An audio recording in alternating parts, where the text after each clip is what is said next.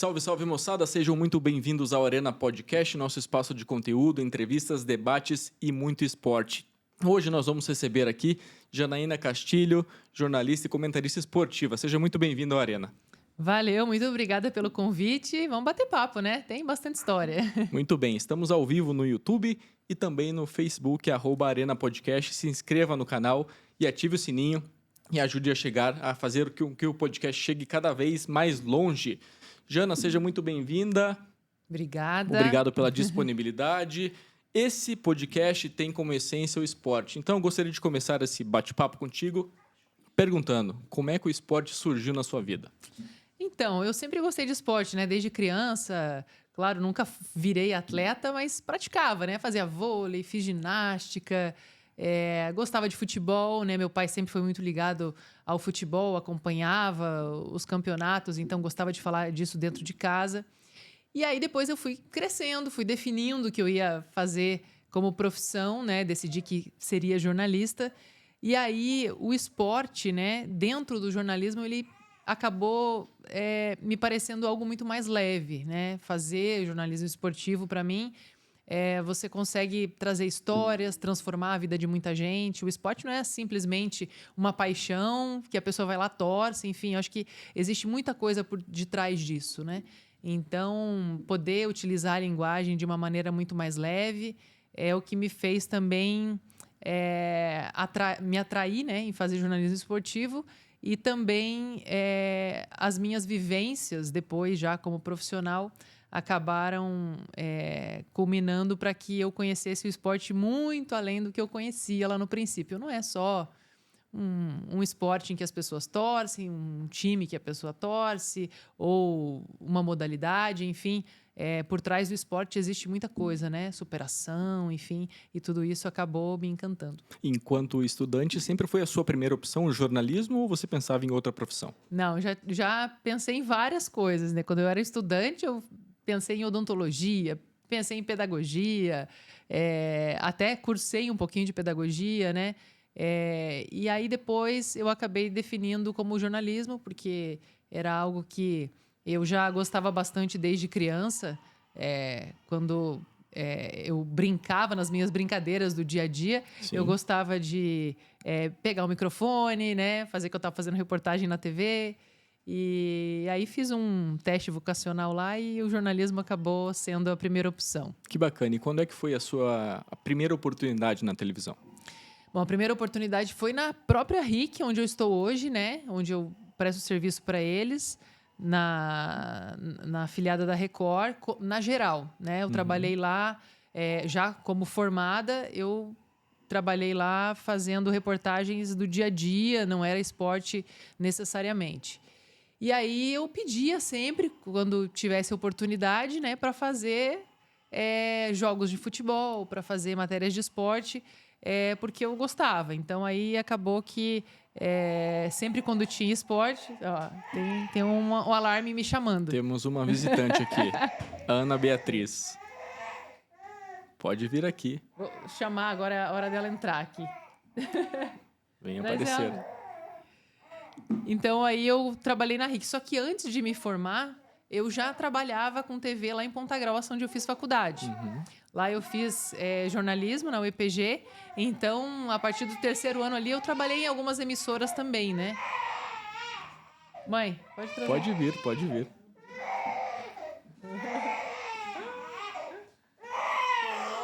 Eu quero aparecer. Enquanto a Jana dá um colinho aqui para Ana, Ponto. quero agradecer aqui a nossa patrocinadora, a Academia BeHappy, um centro esportivo completo com mais de 3.600 metros quadrados, natação infantil, musculação, crossfit, ginástica e muito mais. A BeHappy fica na rua Bento Viana, 609, no bairro Água Verde, em Curitiba. Academia fantástica, sensacional, vale muito a pena conferir. Muito obrigado pela parceria. Academia BeHappy, parceira do Arena Podcast. Então, aí lá na RIC, eu trabalhei na geral e sempre pedi oportunidade para trabalhar com esporte quando tivesse matéria, né? Fazer jogo de futebol, que daí a própria geral cobria, né? O geral que a gente fala é os jornalistas que cobrem o cotidiano, todas as matérias, né? Política, economia, enfim, tudo que está acontecendo na cidade. E aí eles, quando tinha jogo de futebol, né, na Arena, no Couto, na Vila Capanema, eles me colocavam para fazer. E assim eu fui virando repórter de esporte dentro da Geral. E depois o programa Tempo de Jogo, né, inaugurou lá mesmo. E aí eu pedi para ir pro programa. Oh, meu Deus, amor! Quer conversar também? Oh, não.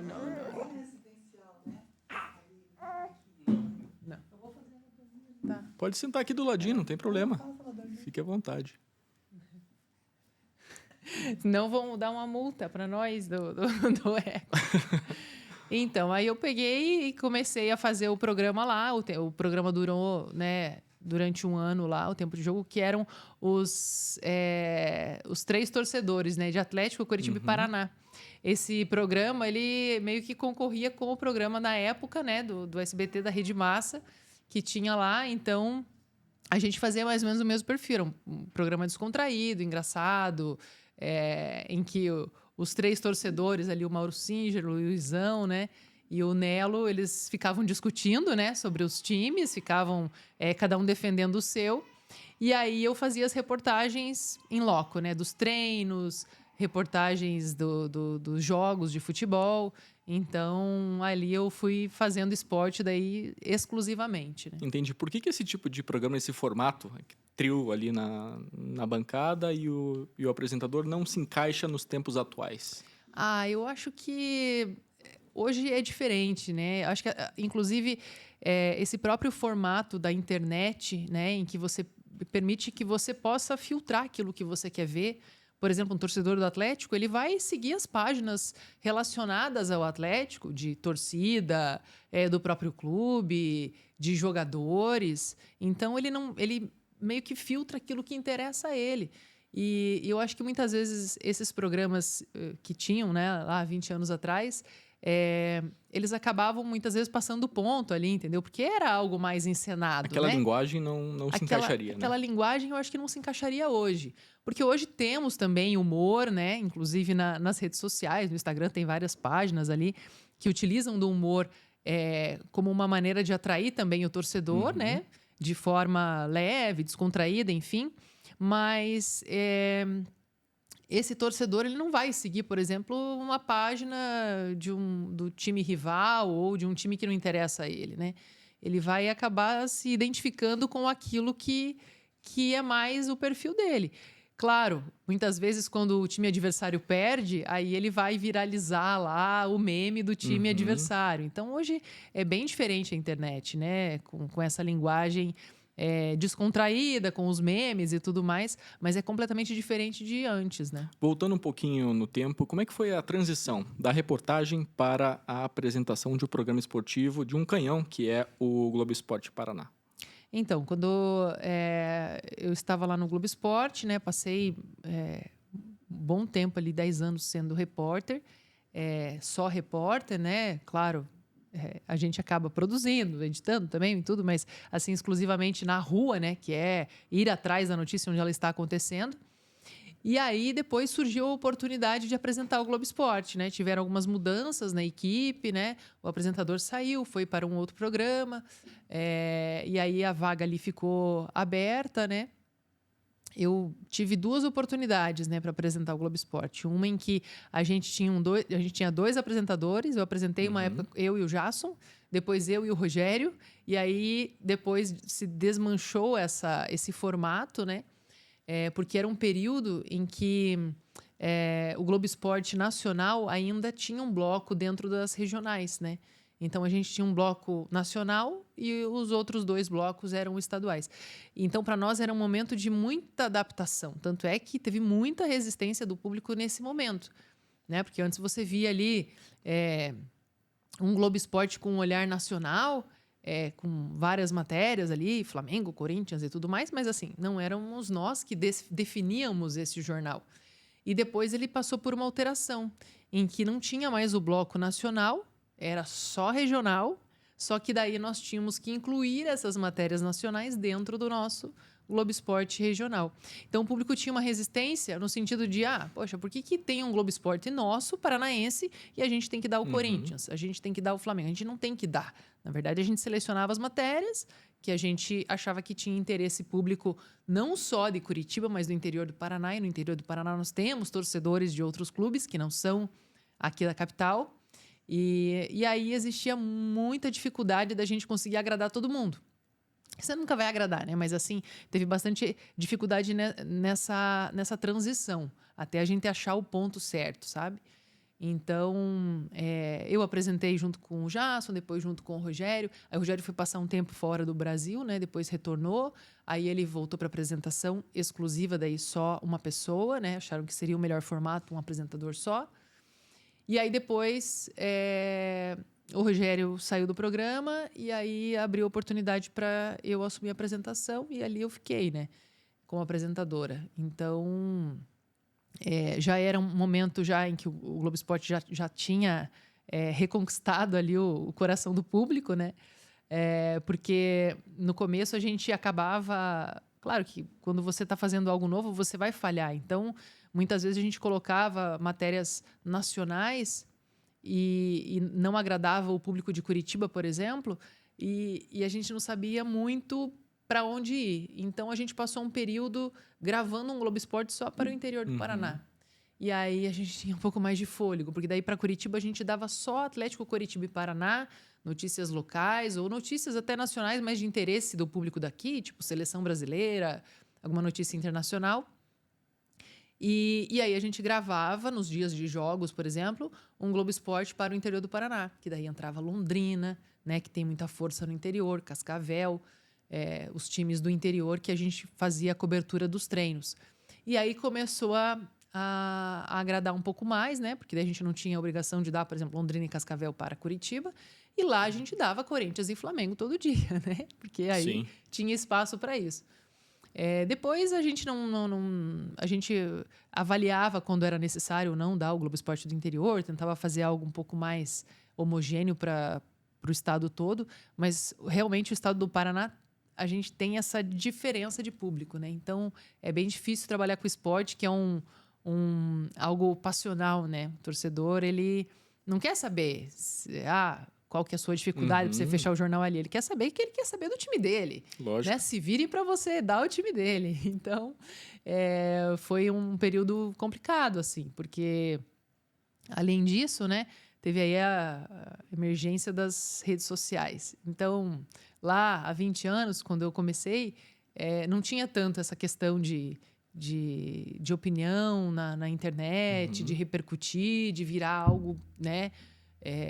Se ser cancelado, por exemplo, né? Não tinha isso. Então, você dava ali, não agradava o que a pessoa fazia, ela ligava lá na emissora e falava, eu quero saber por que vocês deram isso, não tem nada a ver. Mandava um e-mail. Mandava um e-mail, mandava uma reclamação para a direção da emissora.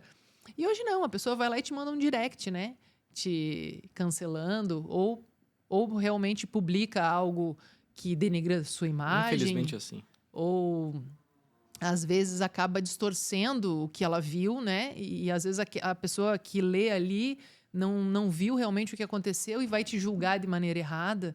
Então, foi um período, assim, um pouco turbulento, né? Essa transição para a gente entender como lidar com o público e como também incluí-lo, né, no programa. Porque não tem como você fazer esporte sem ter a participação do público.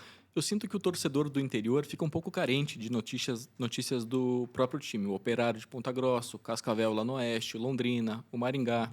E hoje, por exemplo, a RIC está com um projeto bacana de interiorização dos times do interior. Isso é muito bom, né? É verdade, com certeza. A gente conseguiu agora, esse ano, né, aumentar a equipe. Então, tem cobertura em Maringá, tem cobertura em Londrina, equipes locais, né, narradores, comentaristas, repórteres que conseguem fazer essa cobertura lá e entregar um produto mais autêntico, né, para o torcedor. Realmente para a pessoa que está vivendo o esporte lá, né? É diferente, por exemplo, eu falar, às vezes, né, eu ser comentarista, por exemplo, de um time do interior, talvez não tenha tanto o conteúdo assim, quanto um comentarista que está acompanhando de perto lá o que está acontecendo com Em o loco, time. né?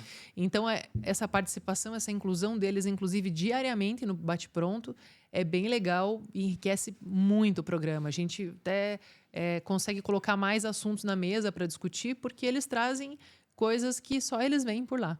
E você é uma profissional, uma jornalista que é apegada à audiência? Era assim nos tempos de TV e continua sendo assim no rádio ou não? Não tem esse apego. Então, a audiência no rádio, que o rádio hoje virou TV, né? A gente brinca que virou TV porque tem o YouTube. Uhum. Ela é um pouco diferente porque nós temos uma audiência na rádio, né? Que é a pessoa que está ouvindo ali no carro, e tem a audiência no YouTube. E a audiência do YouTube, ela é muito forte, né? Então, a gente tem medições diferentes ali. E, claro, a medição da rádio, ela é feita de um tempo mais espaçado, mas a do YouTube é ao vivo, então a gente está acompanhando ali. E para mim é importante a audiência por quê? Porque ela reflete muito o que o público está pensando. Se ele não está gostando do programa, ele vai sair. Ele passa o dedo no celular e ele já está em outro programa. Uhum. Então, as pessoas não ficam acompanhando. Diferente do jornalismo de antes, que só tinha ali a TV aberta para acompanhar, hoje o público ele filtra muito o que ele quer ver. Ele não quer ver um canal determinado, ele não vai ver, ele vai ali e acompanha só o programa que interessa a ele. Então, para mim, a audiência é importante por conta disso. Antes, quando eu estava trabalhando em TV, né, que trabalhei a minha vida toda, a audiência, ela meio que virou uma obsessão, assim, porque ela reflete o quê? Claro, se o público está gostando, mas a questão do programa se sustentar financeiramente, né? Se você está com a audiência baixa, vai vir cobrança, vai vir pressão, vai vir ameaça, né? Aquela ameaça mesmo que seja psicológica. E essa pressão é diária, semanal? Ela é diária, né? diária. Porque na TV, por exemplo, a gente tinha audiência ali em tempo Minuto a real. minuto. Minuto a minuto. Se uma matéria caiu 3 pontos de audiência, nossa, o público não gosta disso. E aí a gente vai tentar entender por que o público não gosta, o que deu errado, a matéria estava ruim, o conteúdo estava ruim, a entrevista não estava legal. É um assunto que as pessoas não querem ver. Então, você acaba meio que sofrendo essa pressão e essa autocobrança, né? Claro que para a empresa, eu entendo que é a questão mesmo de financeira que pesa, né? Porque se você não consegue fazer um programa deslanchar, ele não vai ter patrocínio, não vai se sustentar. Então, claro que isso é importante. Eu acho que em qualquer negócio, né?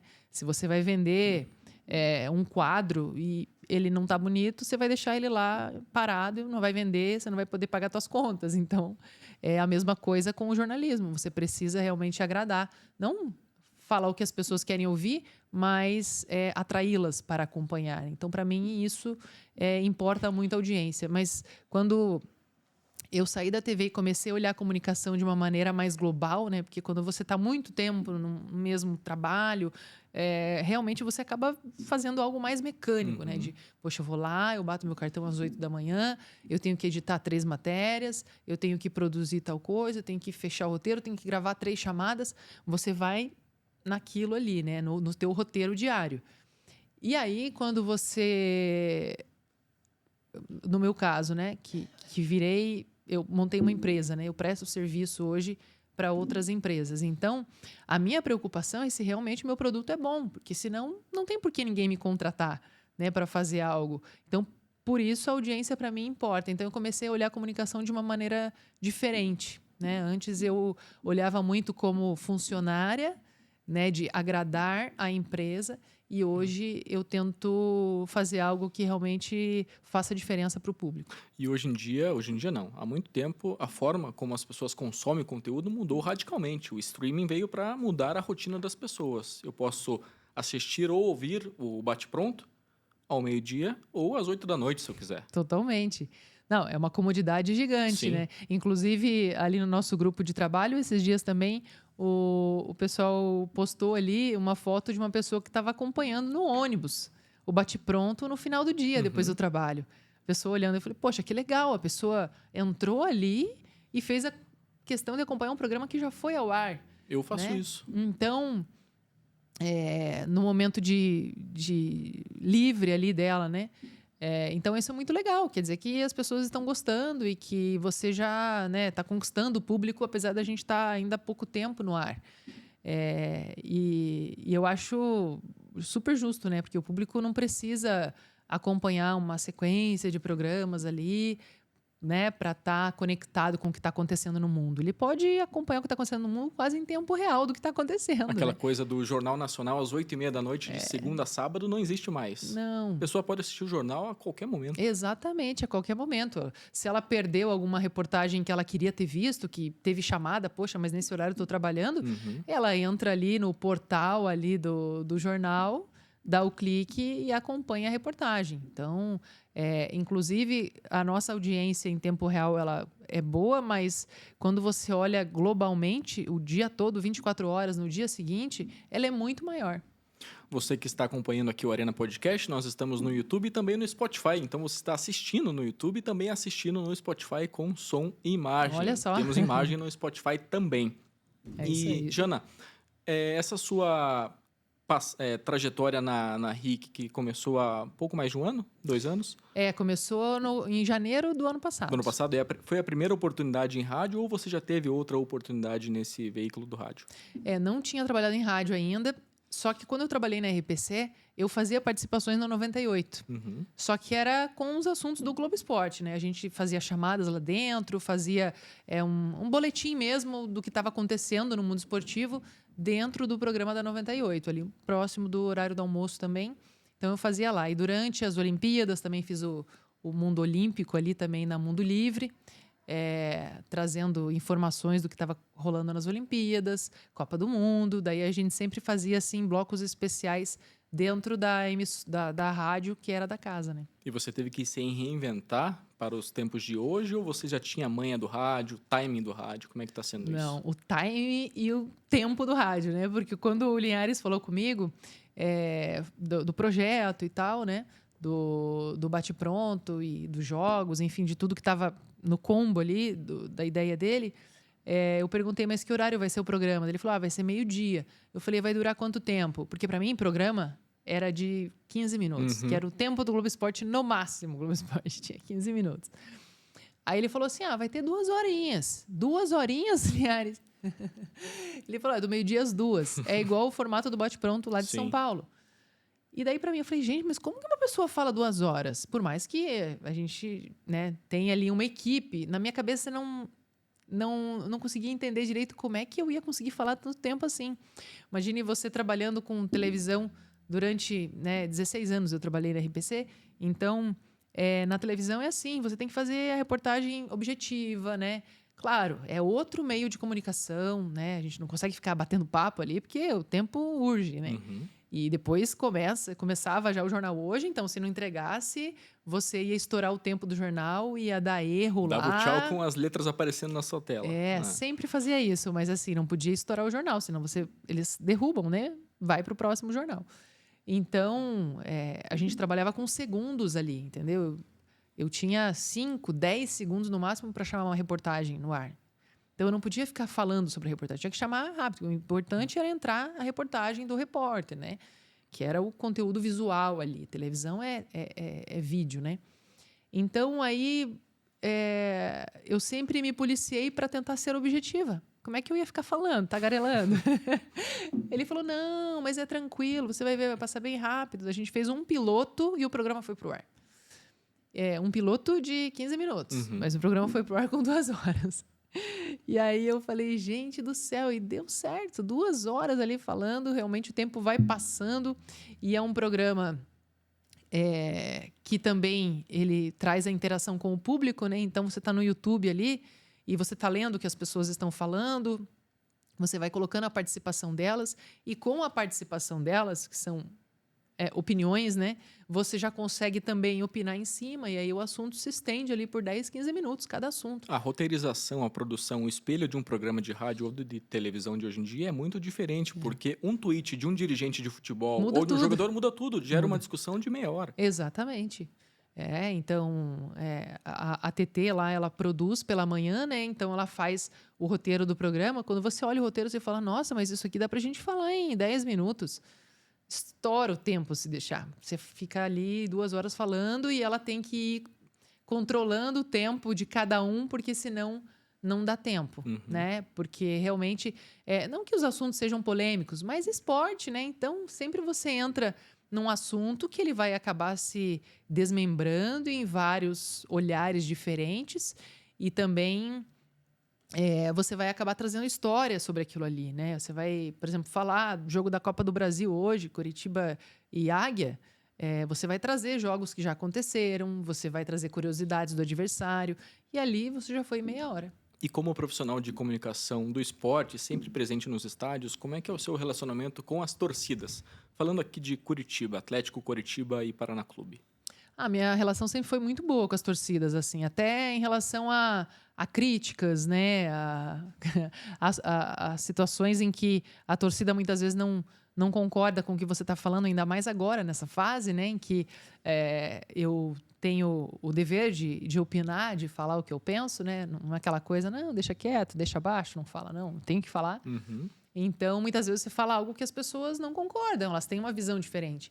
E eu procuro responder todo mundo. Quando me mandam mensagens ali, sempre respeitando a opinião da pessoa, mas dando o meu olhar, enfim, nunca debatendo. E muitas vezes, quando a pessoa já vem de uma forma um pouco mais agressiva e eu falo com ela de forma respeitosa e entendendo o olhar dela, mas defendendo o meu ponto de vista, você já conquista a pessoa ali, você já começa a conversar de uma outra maneira, já fica uma conversa muitas vezes até enriquecedora dali em diante, né? Já teve várias pessoas que mandaram mensagem que daí a gente continuou conversando, né? Depois desse confronto. Teve um torcedor uma vez, estava na RPC, eu fiz uma reportagem falando do Azures, o time de Pato Branco. E aí eu fiz uma reportagem lá falando de Marmeleiro, porque tem um CT que fica lá, que o pessoal treina e tal, mas o estádio fica em Pato Branco. E daí, quando eu falei de Marmeleiro, o torcedor do Pato Branco, lá do Azures, não gostou. Porque eles não querem associar a cidade de Marmeleiro com o time deles, né?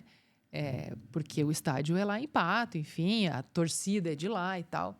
E eu fiz uma reportagem falando do nome Marmeleiro. E ele falou que não precisava ter falado aquilo, não sei o quê, falou um monte de coisa. Aí o que eu fiz? Tive uma ideia.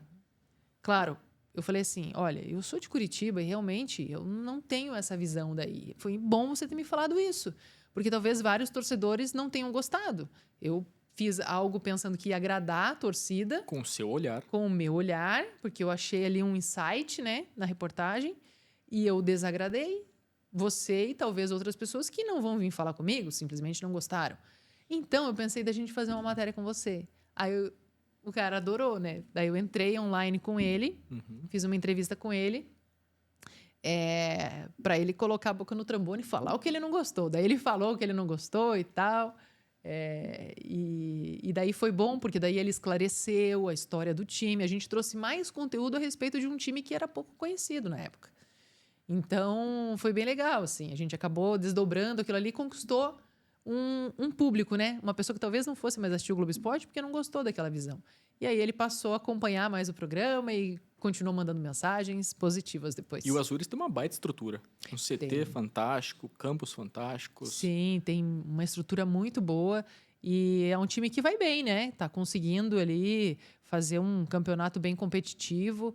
É um time jovem e eles têm essa coisa também da formação de jogadores, né?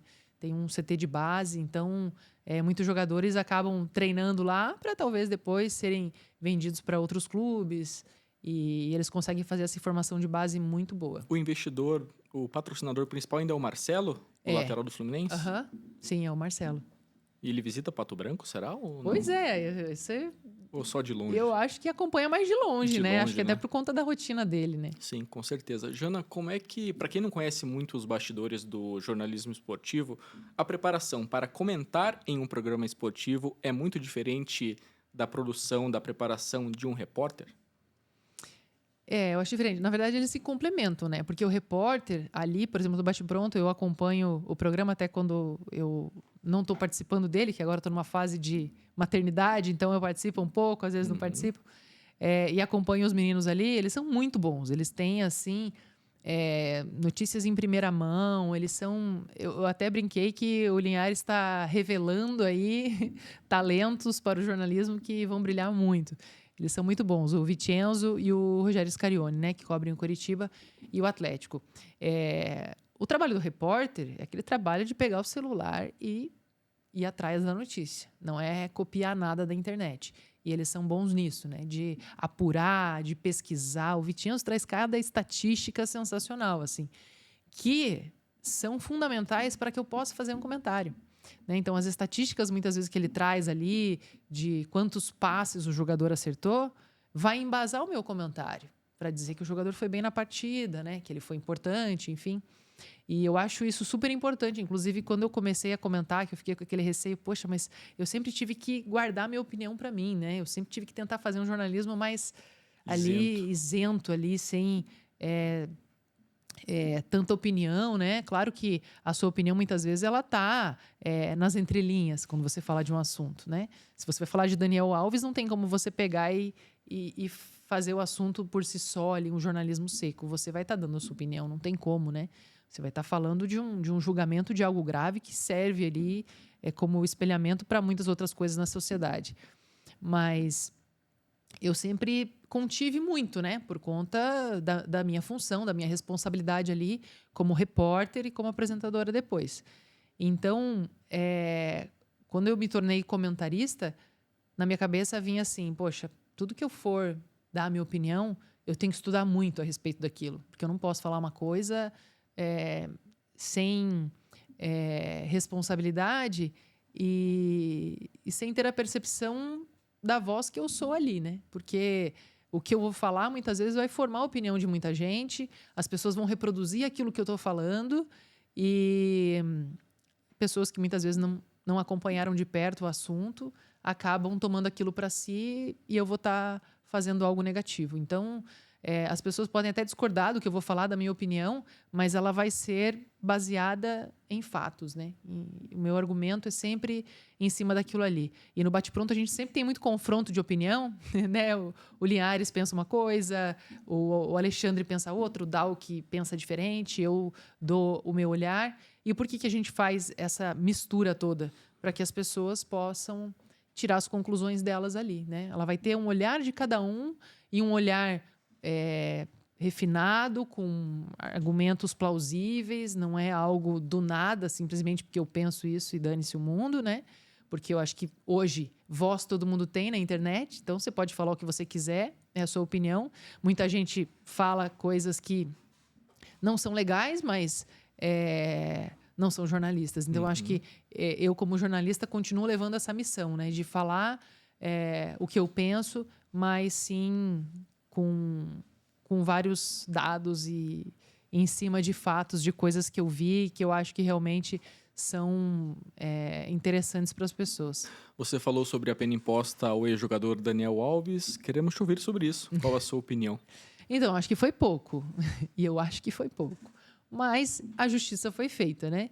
Ele foi condenado a 4 anos e 6 meses de prisão, só que ele já cumpriu 13 meses e a gente sabe que ele pode ser solto, né, esse ano ainda. Porque se ele tiver ali alguns ajustes de bom comportamento, aquela coisa toda, ele pode cumprir 1/4 da pena e pode sair, né? Mas eu acho que o fato da justiça ter conseguido as provas,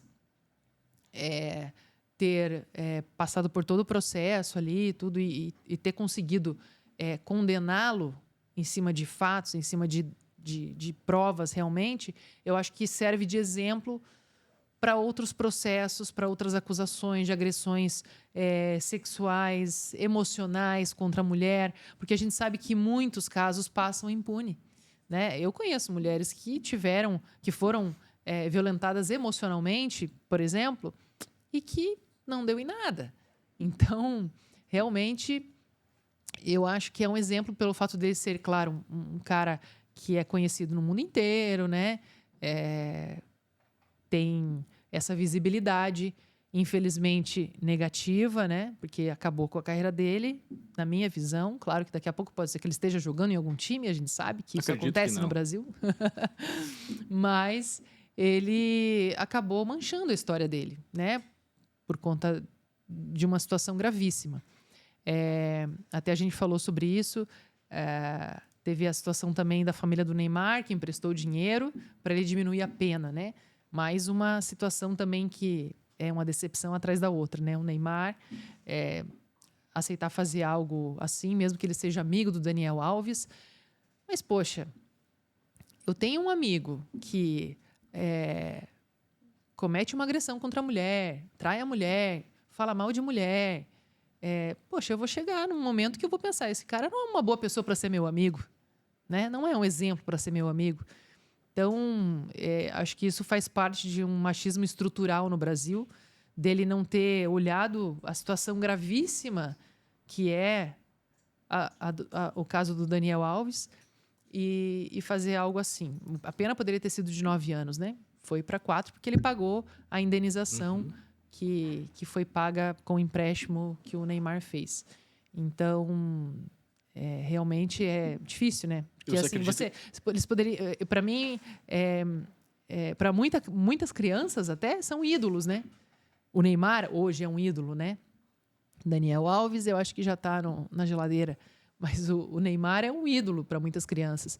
E aí eu penso, poxa, mas qual é o significado de ídolo? Para mim, isso não é um ídolo. Não é uma referência esportiva, entendeu? Ele é um bom jogador de futebol, é um cara que poderia ter ganhado tanta coisa, mas acabou também perdendo tempo na carreira dele com fatos extracampo. Você acha que a imagem dele sai arreada nesse caso, então? Eu acho, com certeza. Com certeza, né? Eu acho que daí o Neymar se meteu em algo que não precisava, né? Poderia ter ficado na dele e deixado a justiça resolver. Exatamente. Porque eu imagino que os bens do Daniel Alves estão bloqueados e aí ele precisou da grana do parça. Sim. Então é o pacto assim dos que parças. Funciona, com certeza. Falando sobre jogador, queria a sua opinião sobre esse tripé: jogador, assessor de imprensa e veículo de comunicação. Como que você vê essa relação entre essas 3 áreas que precisam caminhar juntas? Precisam caminhar juntas. E nem sempre é fácil, né? Porque o assessor de imprensa ali, ele está a serviço do clube. Então, muitas coisas acabam fugindo do controle dele, mesmo que ele queira fazer um trabalho leve com o jornalista, né? Por exemplo, ceder um jogador para dar entrevista, mas muitas vezes ele é barrado por quem está lá em cima, né? Que não permite, enfim. Então, a gente tem bastante dificuldade de conseguir alinhar, né, esse tripé, de fazer que tudo flua de uma maneira harmônica.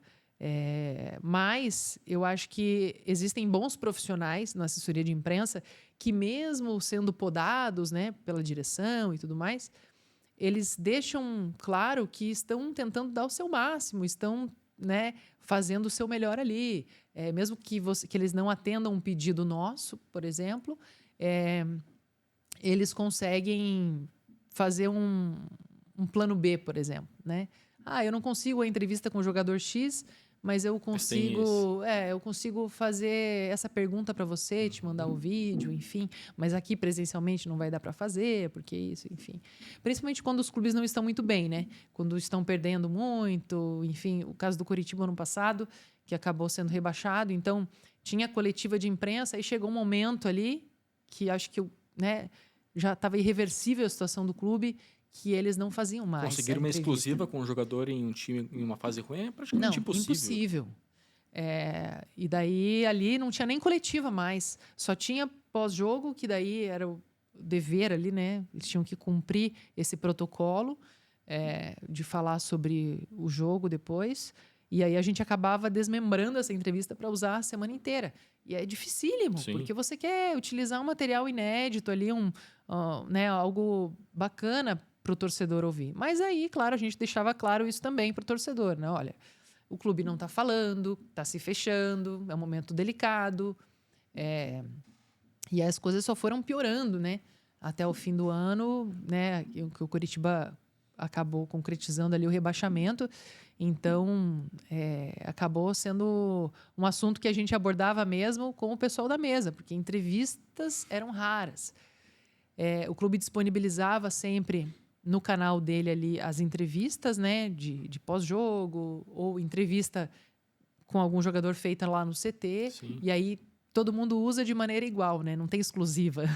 É aquele vídeo ali, e aí vocês se virem aí, né? Tinha um vídeo lá de 4 minutos, aí você corta ele e você utiliza dentro dos programas. Eu acho que a tecnologia né? A internet, principalmente depois da pandemia, em que a gente parou de fazer treinos presenciais, nunca mais cobrimos um treino de futebol, né? Isso eu acho negativo, porque por mais que quando a gente entrava nos CTs para cobrir treino, você via ali o que estava acontecendo, qual era a ideia do treinador, ou até quando o tempo de cobertura da imprensa era reduzido, depois passou a ser, né? Você só fazia o bobinho ali, fazia o aquecimento só e tinha que sair só para ter as imagens. Mas você conseguia ter um contato mais próximo com o time, né? Conversar com o jogador, conversar com o treinador. O relacionamento era muito mais fluido. E agora não, né? É tudo muito separado, assim, cada um no seu e a assessoria ali no meio que consegue cambiar alguma coisa. Mas fazer um material exclusivo é muito difícil. Imagina, naquela época o repórter viajava ou entrava dentro do ônibus, do avião, ia para o estádio mesmo time. junto, Uhum. entrava no vestiário. Hoje em dia é impensável isso. Quando eu comecei no esporte, cobrir os times, era muito legal porque a gente cobria o treino inteiro. O treino inteiro. E não tinha muito essa visão assim que se tem de que daí a gente vai revelar o que está sendo treinado lá e aí o adversário vai saber. Não, porque na TV, por exemplo, a gente usava daquela hora de treino, eram 3 minutos no máximo no ar. Matéria longa de 3 minutos. Matéria especial, eram 3 minutos. O artilheiro do time era 3 minutos. Então, a gente não tinha essa coisa de que, nossa, treinou bola parada pelo lado esquerdo, jogada ensaiada, não. Esse tipo de coisa, inclusive, os times faziam depois que a gente saía, né? Jogada ensaiada, essas coisas. Eu entendo que na rádio é diferente, né? Porque daí na rádio tem mais tempo, mas na TV a gente não usava todo aquele material ali, mas facilitava para a gente, porque muitas vezes a gente tinha 2 janelas de imprensa na semana, eu podia ter 2 ideias de reportagens, por exemplo, gravar com o artilheiro, e daí eles traziam o artilheiro para falar, não era o jogador que o clube escolhia, porque hoje o clube que escolhe o jogador que vai falar. Então, por exemplo, se tiver alguma polêmica, o jogador envolvido na polêmica nunca vai falar, né? E aí a gente podia escolher quem ia falar e podia fazer imagens de tudo. Então, às vezes eu tinha uma ideia de fazer uma reportagem sobre bola parada, por exemplo, o time que está fazendo um monte de gol assim. Eu ia lá filmar só bola parada, mas não para falar como eles estavam treinando a bola parada, mas para falar que aquele é um recurso que está sendo treinado. Então, o cinegrafista tinha liberdade para gravar de tudo quanto é canto do campo, acompanhar do começo ao fim, entrevistar 18 jogadores. Ô, tempo bom, hein? Tempo bom, porque daí a gente tinha reportagem para a semana inteira. Eu falei, poxa, eu entrevistei fulano, dá para usar um cada dia. Uhum. Hoje não, hoje a gente tem 2 entrevistas na semana para usar a semana inteira. Então, E todas iguais, né? Em todas as mídias. Exatamente, todas iguais e perguntas feitas pela assessoria, né? Tirando o pós-jogo que é feita na coletiva de imprensa. O resto é tudo feito pela assessoria. Então, as perguntas são mais... Não que sejam tendenciosas, mas vão ser mais genéricas, né? Então, não vai ser assim, o jogador não vai falar algo surreal.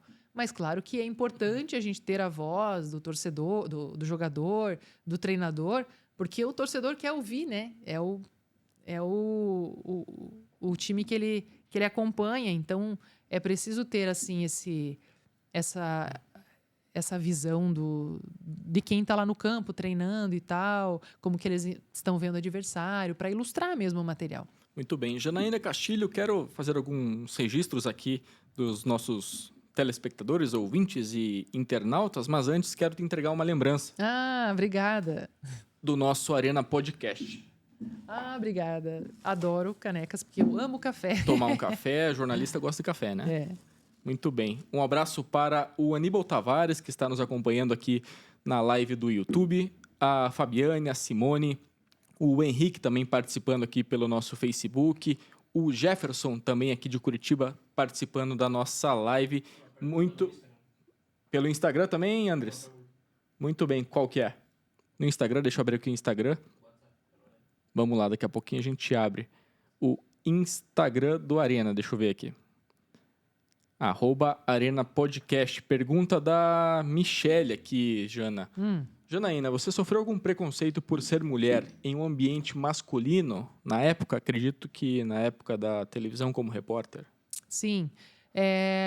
Então, com os profissionais de comunicação, eu sempre tive um relacionamento muito bom, assim, todos sempre me respeitavam, tanto, né, os colegas das outras emissoras, quanto lá na RPC, onde eu trabalhei, sempre teve assim uma comunicação muito boa, né? Não, acho que essa equidade no tratamento eu sempre tive desde o início. Então, eu não via muito essa resistência. Mas, antes de entrar na RPC, quando eu saí da RIC, eu fiquei um mês ali sem trabalhar em nenhuma emissora. Estava tirando umas férias e tal.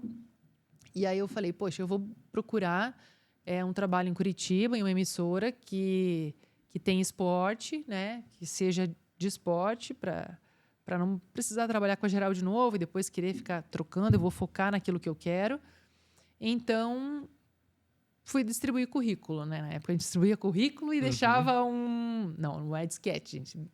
CD. Um CD. Um portfólio com alguns materiais meus. Os melhores momentos. Eu até comentei com a minha mãe. Falei, poxa, se eu não conseguir nada aqui, eu vou para São Paulo ou para Rio, porque eu acho que Curitiba talvez não tenha tanto espaço assim, né? Era um momento ainda que a mulher começou ali a ter um pouco mais de espaço nos meios de comunicação para trabalhar com esporte, né? Não é que nem hoje, que já é mais equilibrado. Tinham poucas mulheres.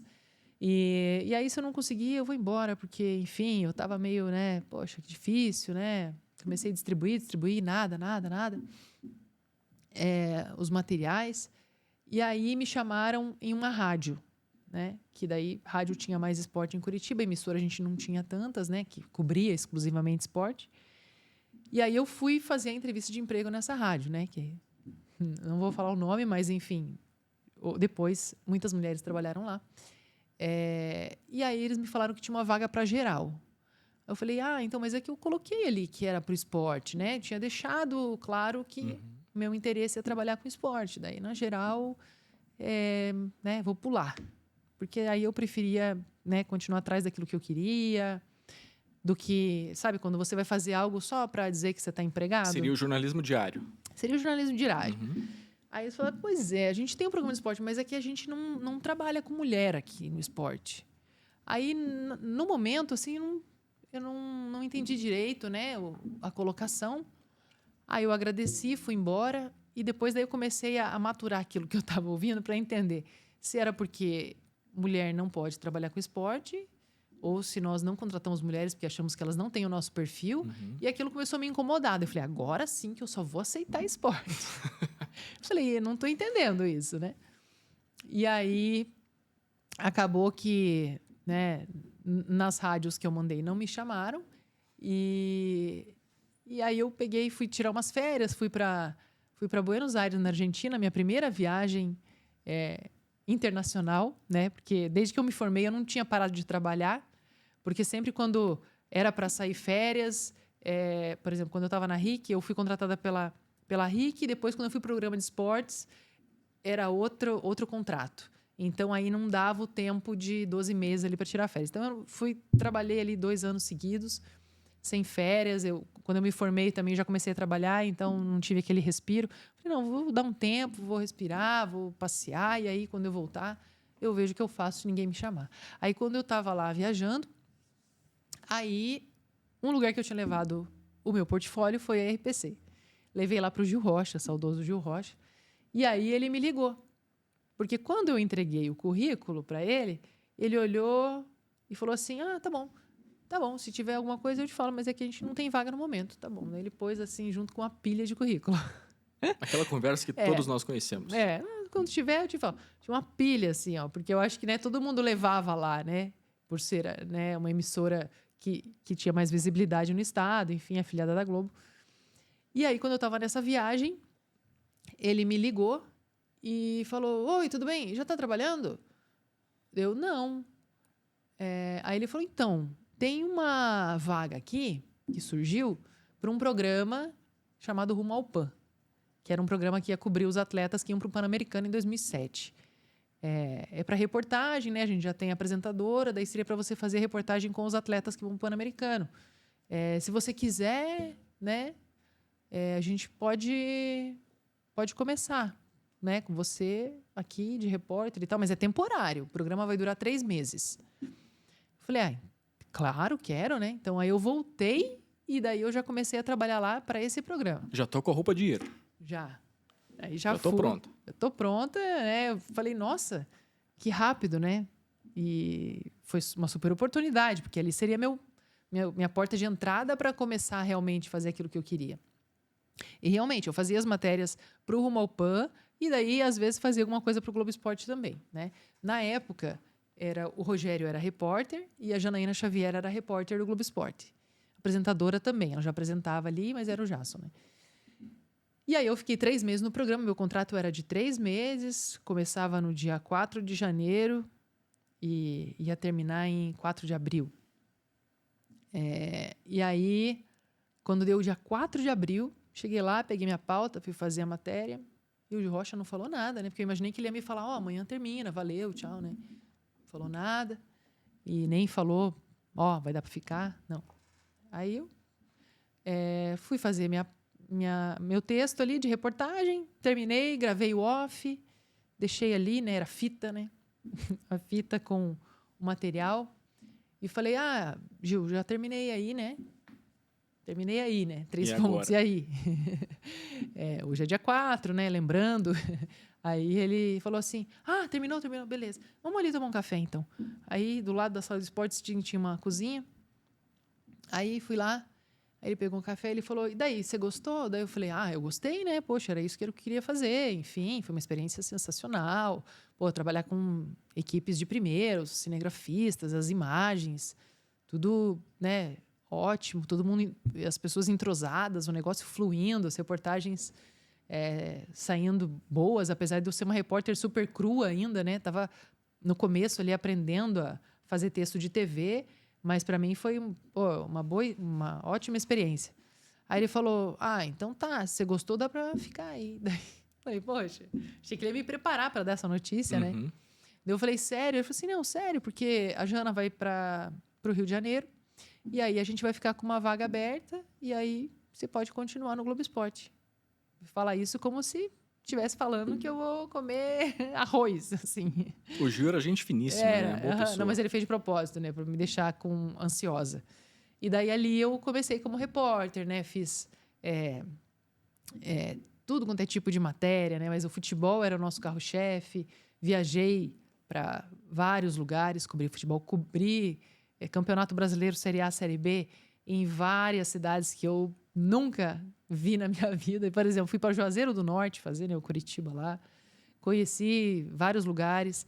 Foi uma experiência muito legal. Então, na época, assim, né, que eu não era mãe ainda, né, não tinha filhos, poxa, trabalhar até 3, 4 da manhã, depois de um jogo que termina 11 da noite, as pessoas olhavam para mim, né, outros profissionais que trabalhavam de segunda a sexta, até às 6 da tarde, e eu trabalhava sábado e domingo, para mim era super prazeroso, né? Por estar fazendo o que eu gosto e por ver o material no ar legal. Assim, eu falei, poxa, ficou muito bom isso aí. Né? Modéstia à parte, que trabalho legal. Né? Então, para mim, era prazeroso fazer aquilo. Poder ser o olhar, né, do torcedor ali cobrindo os times e os outros esportes também, né? A gente cobria vôlei também, fiz várias reportagens com o Giba e o Manuel, que são daqui. Fiz o Bicho do Paraná recentemente, depois de ser apresentadora. Continuei fazendo algumas reportagens especiais também. Então, poder mostrar aquilo de bom que acontece no nosso estado, para mim era muito legal, né? Claro que daí, com o tempo, né, depois que eu me tornei mãe, as coisas começaram a ficar um pouco mais... nossa, domingo, fazer jogo 4 da tarde, daí tem que armar toda a logística com as crianças, às vezes não poder, né, estar acompanhando eles ali o tempo inteiro. Então, aí as mães vão entender.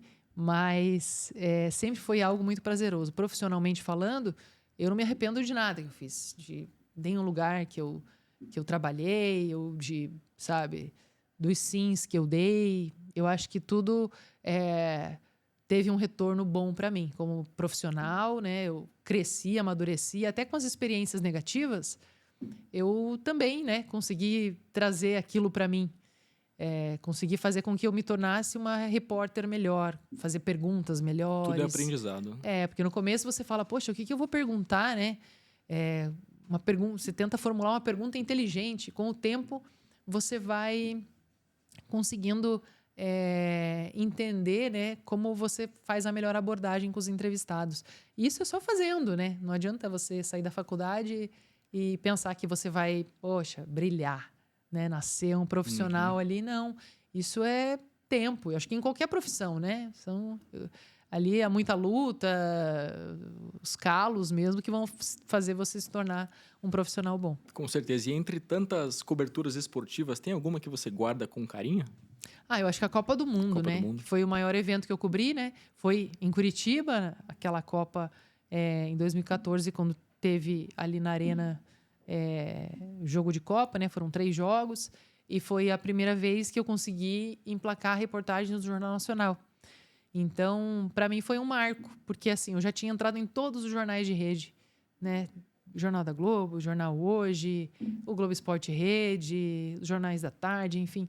Todos os jornais nacionais eu já tinha conseguido colocar matéria. Esporte Espetacular. E o Jornal Nacional é sempre um mito, né? Nossa, para colocar a matéria no JN. E eu só fui entender isso quando eu passei um tempo lá no Rio, fiz um intercâmbio lá. Fiz por 2 meses um intercâmbio lá para ver como funcionava a rede, né? O que fazia com que eles colocassem reportagens do JN e todas que eram descartadas. Então, assim, eles recebem centenas de reportagens do Brasil inteiro e eles precisam selecionar ali, por exemplo, 20 que vão entrar no JN. Então, é um filtro muito grande. Além da reportagem ser boa, tem que ter interesse público, nacional, né? Então, não adianta você colocar uma coisa que pessoa que mora lá em Belém do Pará não quer ver, tem que ser algo que seja interessante, conteúdo bom, o texto bom, voz boa, enfim. Então, todos esses requisitos, eles acabavam, né, precisando de um certo tempo para o repórter maturar para ele conseguir colocar. Tanto é que quando você começa a colocar matéria em jornais de rede, o pessoal começa a falar, aquele ali é um repórter de rede. Repórter de rede que ganha mais e que consegue representar ali a afiliada, né? Sempre quando tem algum assunto importante, visita do presidente da República ou Copa do Mundo, eles colocam aquele repórter ali. Então, na época da Copa, eu era repórter que estava um pouco mais de tempo já no Globo Esporte. Então, eu tive esse voto de confiança para fazer a cobertura dos jogos e também do treino da Espanha, lá no CT do Caju. Então, os treinos da Espanha eu que fazia.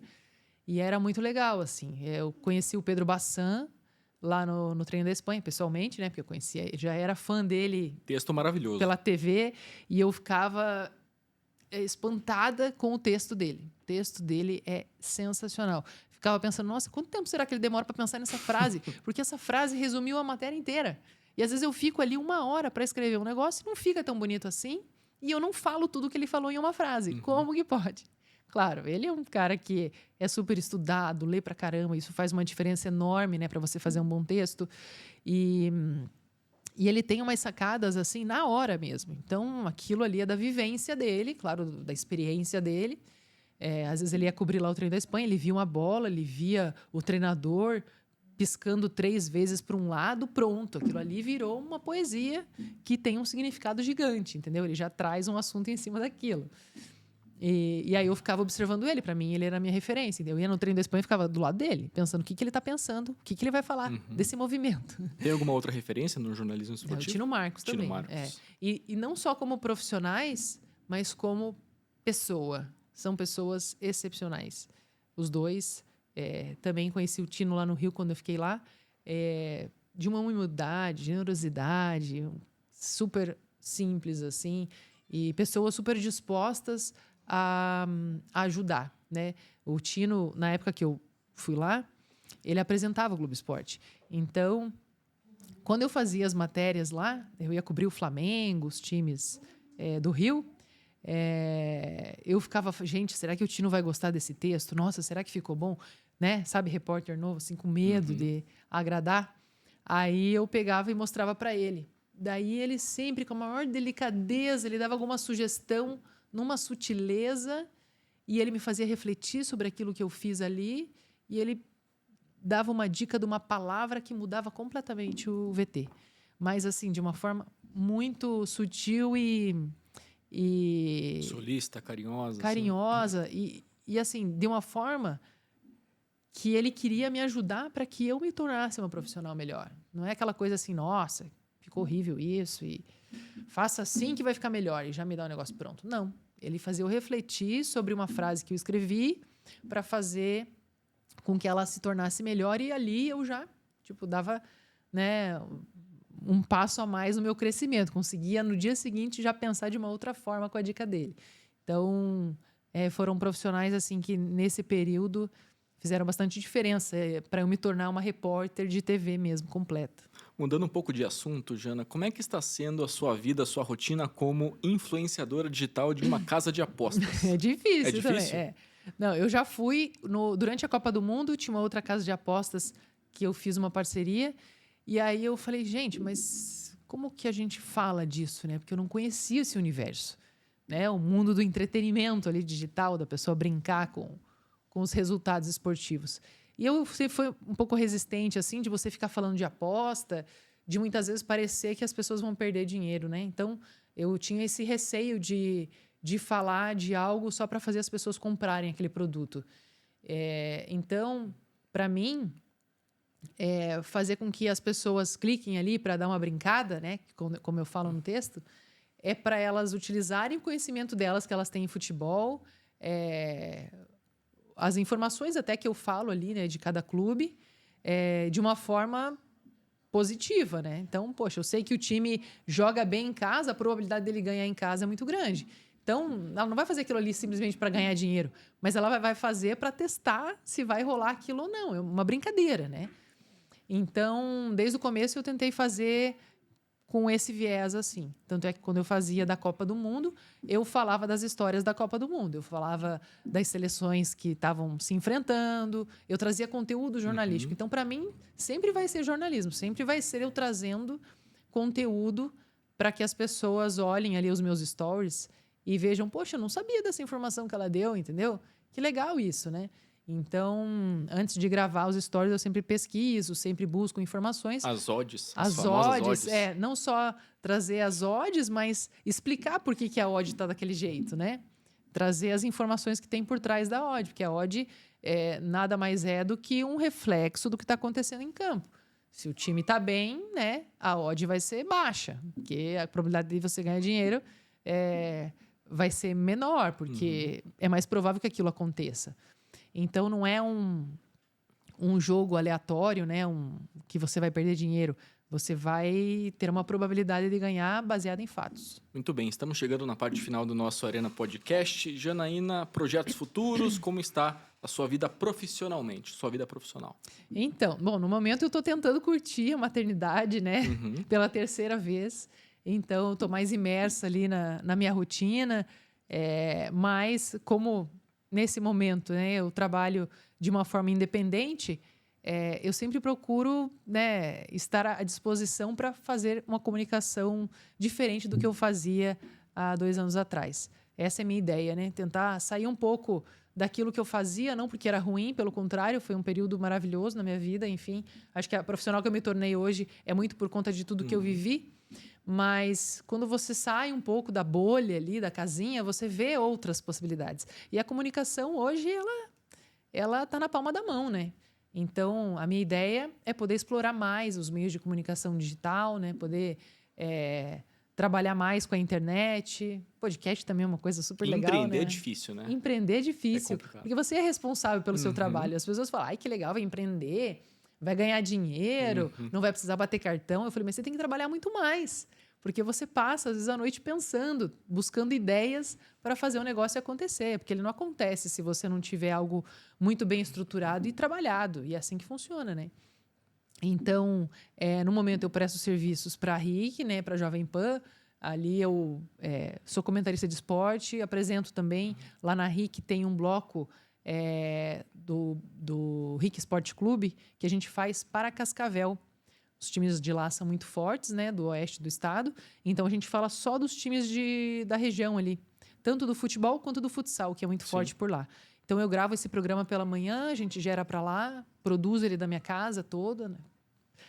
Imagens de treinos, texto, tal, as informações. A assessoria de imprensa lá é muito solícita, então a gente consegue buscar informações legais assim para trazer para o torcedor do Cascavel, do Azures, ali da região. E então eu já ocupo bastante meu dia fazendo toda essa prestação para eles, né, de comentar e apresentar lá na RIC por hora. Mas também faço eventos, né? Tem surgido algumas oportunidades para apresentar eventos. Ainda não estou conseguindo fazer neste momento, em 2024, por conta da bebê também, né? Vou ficar mais um tempo mais com ela. Mas já fiz no ano passado, né? Apresentei eventos no Museu do Olho ali, palestras, enfim.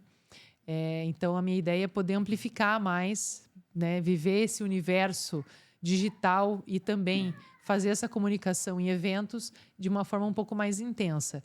Eu fiz uma pós-graduação no Barcelona de psicologia esportiva. Então, eu também tenho a ideia de poder trazer uma mentoria para atletas para ajudar eles no pós-carreira, né? Os atletas hoje, principalmente no futebol, que vão se fechando esse ciclo, né, da carreira ali em torno dos 40 anos de idade, eles acabam, muitas vezes, não tendo um planejamento pós-carreira. Então, eu tenho uma ideia de fazer uma mentoria que pode ajudar psicologicamente eles se organizarem para esse futuro, né? Que eles continuam super jovens e podem ter uma outra carreira depois do campo. Muito bem, fantástico. Antes da Jana passar o Instagram dela aqui para os nossos ouvintes, quero agradecer a nossa mais nova parceira do Arena Podcast, a Riboc, Parque Shopping Barigui. Seja muito bem-vinda. Produtos fantásticos lá da Riboc do Barigui. Em breve, novidades aqui do nosso podcast. Jana, muito obrigado pela presença e passa o seu Instagram para o pessoal seguir lá na rede social. Valeu, muito obrigada. Obrigada pelo espaço. Meu Instagram é @JanaínaCastilho. Bem facinho de encontrar ali no Instagram. Pode me seguir, curtir e trocar ideias também. A gente vai respondendo assim que possível. Muito bem. Papo fantástico aqui no Arena. Muito obrigado pela audiência, pelas participações e até o próximo episódio. Tchau!